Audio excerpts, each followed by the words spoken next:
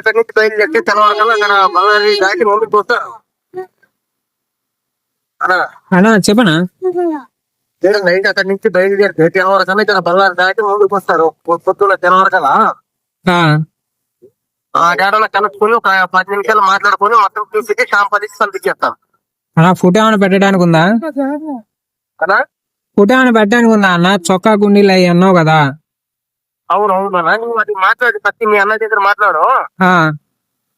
మాట్లాడి నాకు ఫోన్ చేయి, నువ్వు ఎప్పుడు బయలుదేరుతారు ఏంటి అని. నాకు ఆ తర్వాత నేను వాళ్ళతో మాట్లాడి చెప్తాను. అదే ఇప్పుడు మామూలుగా మా బ్రదర్కి అదే చూద్దాను. నువ్వు చెప్పిన విషయమే ఇలా చొక్కా గుండీ లాంటివి 3 కేజీలు అను 2 కేజీలు వెండి, 2 కేజీలు అన్న వెండి ఒక పావున్నర కేజీ వాళ్ళకి దేవుడు మొత్తం తిరుగుతారు. అలా ఇప్పుడు ఏంటంటే మొత్తం షేరు మన ఇద్దరికైనా లేకపోతే వాళ్ళకి ఏమన్నా? వాళ్ళు మొత్తము వాళ్ళు ఇచ్చేస్తారు అన్నారు. మొత్తం ఇచ్చేస్తున్నారా? మంచిది అయితే మనకి. అవును నువ్వు చూడనా వేడుకుండా నేను ఎందుకంటే ఆపత్తి చెప్పట్లేదు, నేను వాళ్ళ ఇంట్లో కల్లారగా చూశాను. అదే అన్న నువ్వు వచ్చి చూడు, ఐటమ్ చూడు, నీకు నచ్చితే ఎవరైనా చేద్దాం, నచ్చకపోతే ఇలాగ ఒక అన్నదమ్ములకు ఉనిపోతాం. దాంట్లో మందినా సరే అన్న. ఏమో ఒక 2 అందరికి. సో ఈ వీడియో దేని గురించి అంటే కర్ణాటక నుంచి ఒకటి ఫోన్ చేసి వాడిని స్కామ్ చేద్దామని చెప్పి చాలా ట్రై చేస్తున్నాడు. సో అది ఏంటి దేని గురించి అనేది మొత్తం వీడియోలో చూపిస్తాను. ఒకసారి వీడియో కాల్ రికార్డ్స్ కూడా ఉన్నాయి, వాడి మొబైల్ నెంబర్ కూడా డిస్ప్లే చేస్తాను. మొత్తం వినండి, మీకు క్లారిటీ వస్తుంది. చెప్పు శివ. ఇప్పుడు అదే కాన్ఫిడెన్స్ పెడతా. కలుపు.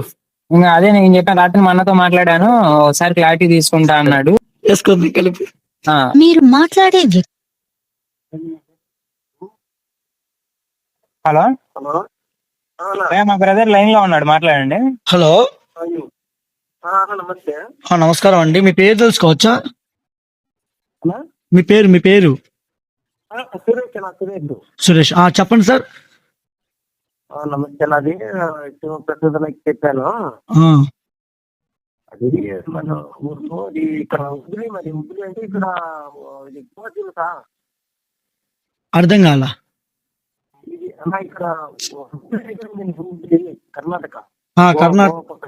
కర్ణాటక తెలుసు. పక్కన మరి ఉద్రి దగ్గర బస్సాపురం. ఓకే. అది ఎలాగైందంటే మన ఊరు శివ నువ్వు మ్యూట్ లో పెట్టు. శివ నువ్వు మ్యూట్ లో పెట్టేసి. చెప్పండి సురేష్ గారు. అది ఎలాగైందంటే మా ఊర్లో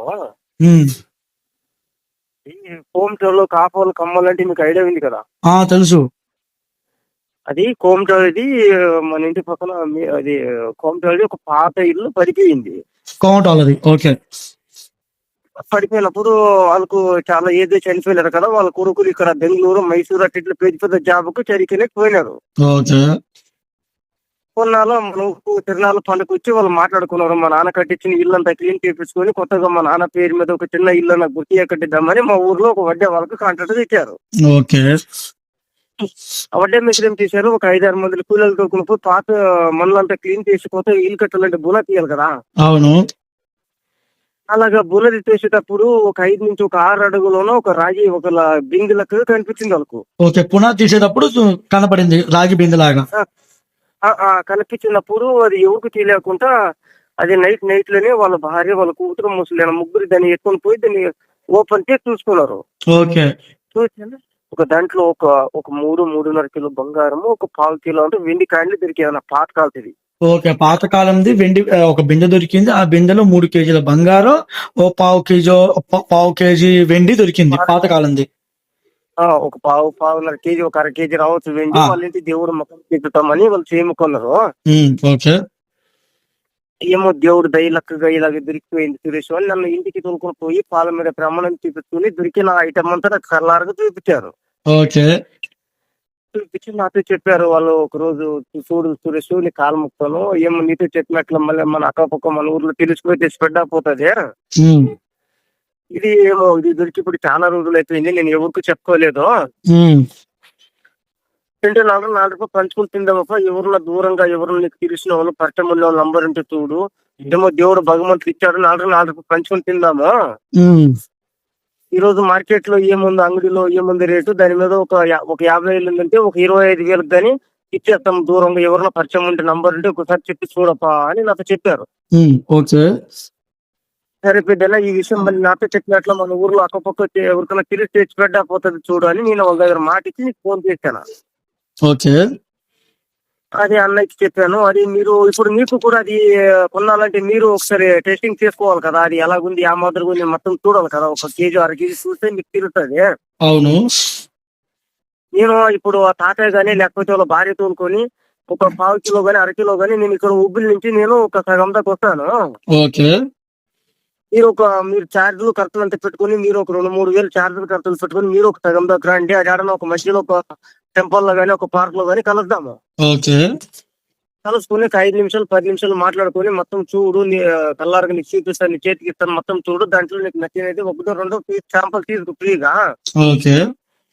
ఏం రూపాయి కూడా ఇవ్వద్దు వాళ్ళతో, నేను చెప్తాను ఫ్రీగానే శాంపుల్ ఇప్పిస్తాను. దాన్ని తీసుకుని మీ ఊరు కడ పోయి నీకు ఒక చోట్ల గానీ 2 చోట్ల గానీ మీరు టెస్టింగ్ తీసుకోండి. ఓకే. అది ఎంత క్యారెట్ ఎంత పర్సెంటేజ్ అని తీసేసి, తమ్ముడు నీ కేజీ గానీ 1/2 కేజీ గానీ ఈ రేట్కి ఇస్తే నాకు ఇంత మిగులుతుంది, వాళ్ళకి ఇంత మిగులుతుంది, నీకు ₹2-2 కమిషన్ ఇస్తాను, ఈ రేట్కి ఇప్పిరా అంటే నీ చెప్పిన రేట్లో ప్రకారంగా నేను ఎవరమ్మ చెప్పితే బాధ్యత నాది మధ్యలో. ఓకే. ఈ విషయం అన్న మళ్ళీ ఎవరికి తెలియకూడదు. దేవుడు తిరిపెట్టి బాలాజీ మీద ఒట్టే చెప్తున్నాను, ఎవరికైనా తెలిస్తే మళ్ళీ స్ప్రెడ్ అయిపోతుంది, మొత్తం గవర్నమెంట్ కొనిపోతుంది. ఓకే. ఈ సీక్రెట్ గా ఒకసారి వచ్చి కలవండి, కలిసి చూడండి. నేను తమ్ముడు బయలుదేరుతాను తమ్ముడు, మీరు బయలుదేరండి అంటే నేను వాళ్ళ దగ్గర మాట్లాడి ఒక 1/4 కేజీ గానీ 1/2 కేజీ గానీ తీసుకుని వచ్చి మీకు మొత్తం చూపించి కొన్ని శాంపుల్ ఇచ్చి పంపిస్తాను. సరే సరే. లొకేషన్ ఒకసారి మా తమ్ముడికి పెట్టండి. అదే చెప్పాను చూడు అన్నయ్యకి. అయితే పని చేయండి, నర్సరావుపేట రాగలరా? అది లేదన్నా నాకు ఇప్పుడు ఇక్కడ ఇప్పుడు ఉబ్బిలి నుంచి మనకు లాంగ్ అయిపోతుంది. మీరు ఒక ట్రైన్ కానీ కార్ ఉంటే కార్ తీసుకుని రా. ట్రైన్ కి వస్తారంటే ట్రైన్ కి అక్కడి నుంచి గుంటూరు నుంచి డైరెక్ట్ ఉంటది హుబ్లీ ట్రైన్. మీరు డైరెక్ట్ హుబ్లీకి రావద్దు. ఇది బళ్ళారి హౌస్పేట అంటే ఆంధ్ర బాండ్ర అది. తెలుసు. మీరు అక్కడ నైట్ ఎక్కేలకు తెల్లవరకల్లా మీరు అక్కడ బళ్ళారి హౌస్పేట అనే ఊర్లో దిగిపోతారు. నేను ఇక్కడ నైట్ బయలుదేరితే తెల్లవరకల్లా హౌస్పేట దగ్గరలో ఉంటాను. ఆ డాడను ఒక కలుసుకొని శుభ్రంగా పొద్దున్న కల్లా కలుసుకొని ఒక 5 నిమిషాలు మాట్లాడి చూపించి శాంపుల్ ఇస్తాను. దాన్ని తీసుకొని మళ్ళీ మీ సైడ్ కి మీరు అంటే మా సైడ్ కి మేము వచ్చేస్తాము.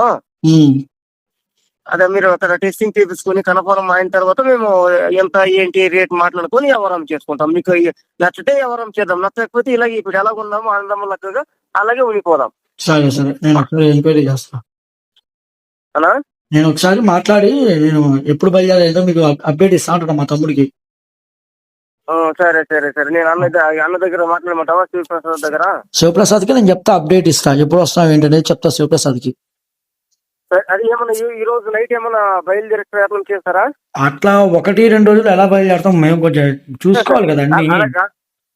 నేను అలాగంటున్నా, ఏమన్నా ఈ రోజు ఏమన్నా అవుతుందా బయలుదేరి? అవ్వదు, ఈ 2-3 రోజులు అయితే అవ్వదు.